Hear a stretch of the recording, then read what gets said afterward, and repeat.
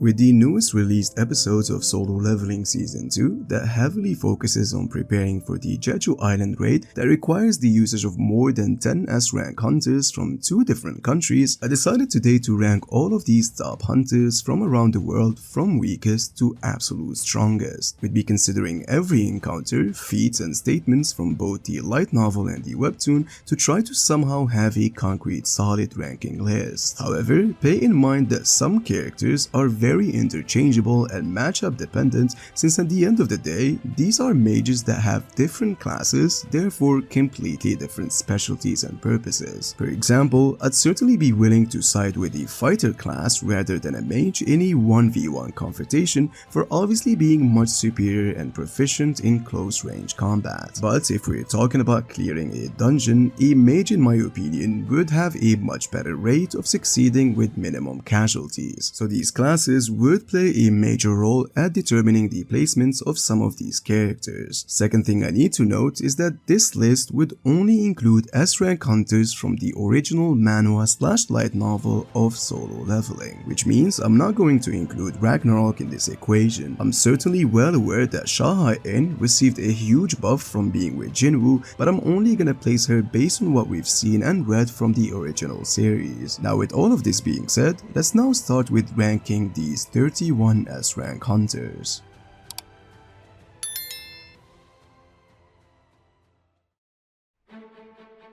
Now, starting off with characters that cannot be properly scaled due to either being in a class that doesn't entail fighting, aka healers, or not enough feats or statements to exactly know where they should fall at. Healers generally serve as support hunters, staying behind to heal or protect other combatants, where they surely are very useful to minimize casualties and allowing others to engage without much worries, since they can even regenerate limbs multiple times and give them a huge buff, lifting their overall abilities to a further level, but their overall combat ability is equal to that of an A-rank hunter, which means that Min Byung-gyu and Akari Shimizu shouldn't be included in this list. Although there is a third healer called Antoine Martinez that has a rank of a national level hunter, exclusively revealed in the Solo Leveling Arise game. This hunter could arguably possess S-rank combat abilities in addition to his busted healing powers, but due to how ambiguous this character is, it's better not to include him on this list. The other remaining characters are just featless with little to no statements to back them up. Unseok is an S-rank hunter that died in the first attempt in trying to clear the Jeju Island. Nothing really to compare him with the other hunters. Mari Ishida is an only webtoon character that has no informations at what class she falls at or how strong she really is. Got completely low-diffed by Beru without even reacting, same as others. Reiji Sugimoto is an S-rank hunter who became the leader of the Tro Sword Guild after the death of the previous leader Goto Ryuji. Seems to be a decision maker, and nothing suggests that him being a leader would mean he's stronger than the other S-rank hunters from Japan. And lastly but not least, the strongest hunter in Canada, Jay Mills. Nothing to go off from other than this title. We don't really know the level of competition in Canada, since he could be the strongest in Canada but still weaker than mid-class S-rank hunters from Japan, for example.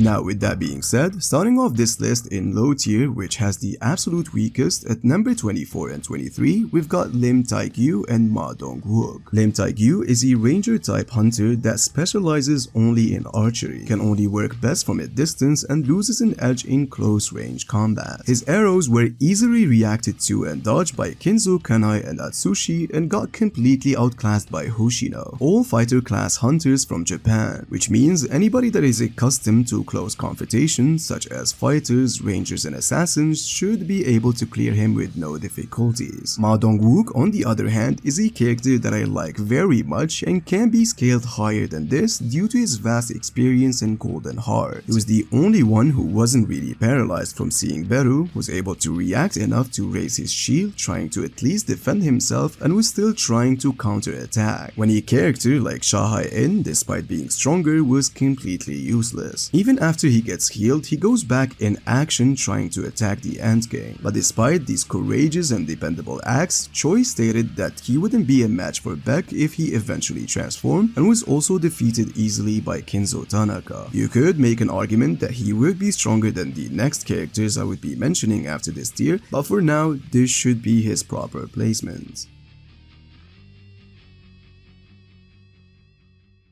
Now, jumping to the mid-tiers, which is where things can be very interchangeable, depends on which interpretations you wanna go with. At number 22 and 21, we've got Kei and Choi Jong-in, two class mages that has two opposite powers, which is fire and ice. You see, I would put Kei below Choi simply for the fact that fire should be superior to ice as it can melt it away. However, I know it's pretty surprising for a lot of you seeing me putting Choi Jong-in so low on this list, since after all, he is called Korea's ultimate hunter. But according to Jinwoo himself, when he was asked by Essel if all humans are as powerful as him in the light novel, he clearly noted that Choi in particular didn't feel that strong and was highly rated by everyone solely due to him being in charge of South Korea's top-ranked guild. Although he obviously can't contend with the combatants who I placed higher than him and possibly even defeat them, since he has a large reserve of mana and his firepower can harm even the Ant Queen. But in a 1v1 fight, he would have a disadvantage in closer range combat and basically be vulnerable against fighters, rangers, and assassins. So if you feel like Choi can compensate for that with his firepower and tactics, you can go ahead and place him much higher than this, possibly at number 16. Now at number 20, 19, 18, and 17, we've got most of the Japanese S-rank hunters Aizawa, Kanai, Tatsumi, and Hoshino. So 3 of these characters are fighters and one of them is an assassin, and that's the only reason I'm placing them above mages like Choi and Kei. You can also make an argument that Goto Ryuji wasn't impressed by any Korean hunter except of Chai Hai-in, so maybe he thinks that the Japanese hunters are much superior, seeing how most of them are composed of fighters. However, as I said before, if you think Choi specifically should be placed above them for possibly being able to hurt them before they even come close, I wouldn't be able to argue against that, since we've seen these fighters being completely helpless against Yuri Orlov, who's also a mage type hunter, but that's a character that far exceeds Choi in so many levels. Now at number 16 and 15, we've got Baekhyun-woo and Kinzo Tanaka. These two are pretty self-explanatory, since as I said before,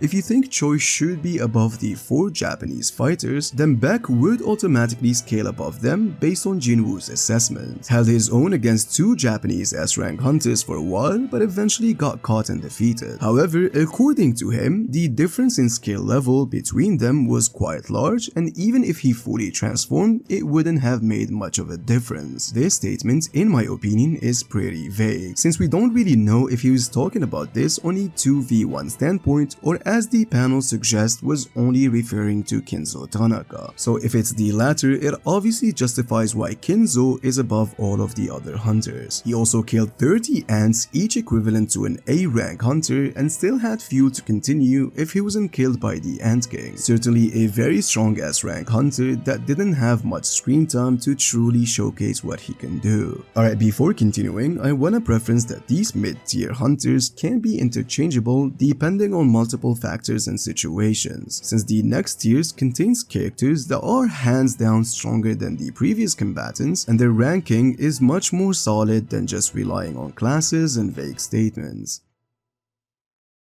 Jumping to high tier hunters, which contains characters that are definitely stronger than the average S-rank hunter. At number 14, we've got Enraged Atsushi Kumamoto, who I kid you not has one single feat of outpacing and overwhelming Shahai-in in the webtoon. While surely this is an impressive feat, seeing how it required Jinwoo to jump in to save her, but it's important to understand that Shahai-in wasn't really that much worried, paired with the fact that she was actually nerfed due to not having her main weapon with her. She was also inexperienced at that time, seeing as she always freezes when she gets pressured. However, she proved that she changed that flaw when she fought with Shadow Biru later in the story. This and many other statements and feats, such as overpowering Igris, who was an elite knight comparable to S-rank hunters, and being praised by both Goto Ryuji and Jinwoo himself, should justify putting her at number 13. Putting Atsushi above Shahai-in due to one exchange in a sparring session when she doesn't have have her weapon and can't use her sword dance ability that heavily increases her precision and speed just doesn't make any sense, since when she got serious against Igris, even Jinwoo thought that his shadow would need the Demon King's sword and he still lost against her regardless. So number 13 should be sold to Sha Hai-en. At number 12 however, we've got Hwang Dong-soo, and I'm sure this would be a surprise to a lot of people in the solo leveling community. You see, this character reminds me a lot of Jogo from the Jujutsu Kaisen manga. Too strong compared to other characters, but ends up only fighting the strongest and looking less impressive. This is exactly the same case that's going on for Dong-soo, since he was manhandled by Il Hwang and later killed by Jinwoo. However, don't be tricked into thinking this would make him a weak hunter. Remember that the US government carefully picks strong hunters to make them an offer to join their country, and not only Dong-soo was chosen, but was one of the few hunters who received a 20 to 30% boost from Madame Silner. This made him the ace scavenger of the best hunter guild in the entire world, working directly under the strongest national level hunter Thomas Andre. You can also tell how strong he is based on the grade he received upon becoming a shadow soldier, becoming commander aka general, which is the same rank Beru attained after reawakening. This doesn't necessarily mean he was as strong as Beru when he was alive, since Jinwoo later became much more proficient in reviving prior to attaining greed, resulting in reviving him at full power. However, shadows of this grade are strong enough to contend with advanced S-rank hunters such as Goto Ryuji, so this should give you an idea how strong Dong-soo was when he was alive, justifying putting him above Cha Hai-en.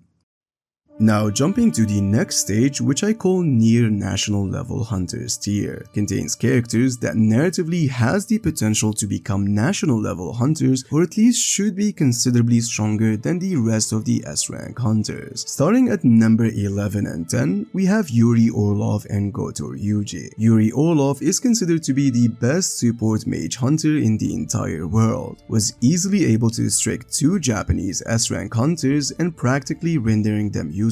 His specialty relies on emitting barriers that can block gates, restrict hunters, and defend himself and others against any threats. As for Goto Ryuji, he is straight up the strongest hunter in Japan, and some would even say that he was approaching the national level hunters tier, although Beru proved the invalidity of that claim by easily decapitating him. But the truth be told, that he was the only hunter other than Jinwoo that managed to block one single attack from the Ant King. However, between him and Yuri Orlov, I'd say that their fight would most unlikely end up in a stalemate, with giving a slight edge to Ryuji being an experienced, well-seasoned fighter, since Orlov excels at defensive abilities, and when his barrier broke against the giant, he didn't try to fight back or counterattack, while Goto is a well-rounded fighter that is accustomed to pressured situations. So whether you wanna put Ryuji above Orlov or the other way around, it's perfectly fine. At number 9, we've got the strongest hunter in Germany and the 12th in the world, Leonard Nierman, the only hunter other than the national level hunters to sense the presence of Jinwoo's massive army of shadows concealed inside his shadow, something not even Goto Ryuji was able to do. He was also capable of pushing back Rakon in his partially transformed state to save Thomas Andre, a feat that none of the previous hunters we've mentioned so far can ever dream to do. Alright, now the top 8 characters we're going to be mentioning now are considered to being the strongest for 2 various reasons. Number 1, being vessels or possessing powers from the rulers who are an ancient race of angelic warriors, and number 2, being able to contend or fight with the monarch at some extent. So at number 8, we've got the chairman of the Hunter Association, Go Gun-hee. You see, Go Gun-hee is ranked this high for obviously being a vessel for a ruler. With this, he was able to fight and slightly contend with the monarch of Frost Selad for a short period of time, but ultimately lost due to being trapped inside the broken medium, meaning a restricted body. This feat of fighting against the monarch far exceeds anything the previous hunters has done, justifying putting him at this specific level. At number 7, we've got the strongest hunter in Brazil, Jonas, and ranked number 6 in the entire world. Narratively speaking, the only characters that exceeds this hunter are national level hunters, and it's vaguely unknown why this character isn't already considered as one, since he's also a vessel for a ruler, and maybe the character was just never interested in that position. But bottom line, he actually got off-screened by monarchs who attacked him before he'd have the chance to make an alliance. The reason he is above Gogan Hee is simply for the fact that he is just the same as him but much younger. However, if you feel like we should be putting somebody who showcased real feats and statements above the other who got off-screen with no visual demonstrations, then it's also completely fine. I just feel like being number 6 in the world right behind the national level hunters should count for something.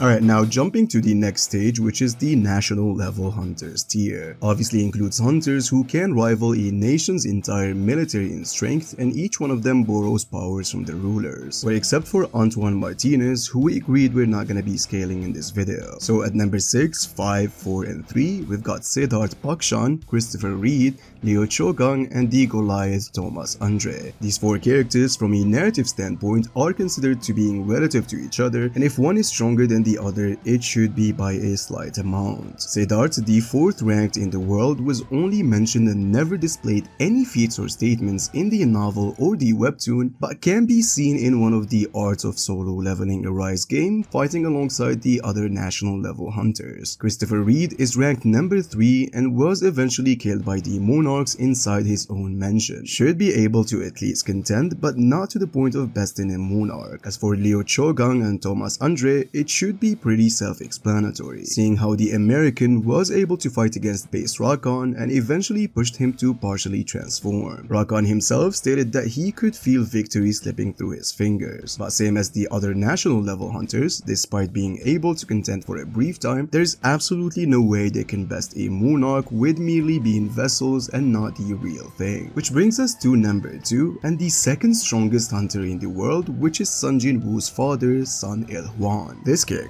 was able to fight against 2 monarchs in their spiritual body form, stalling them for a while and inflicting considerable damage, a feat that far outclasses even Thomas Andre, who couldn't even match with Rakan in his partially transformed state. Sun Il Hwan is obviously this strong for being a vessel for a ruler, overexerting himself in battle to save his son, resulting in him disintegrating just shortly after.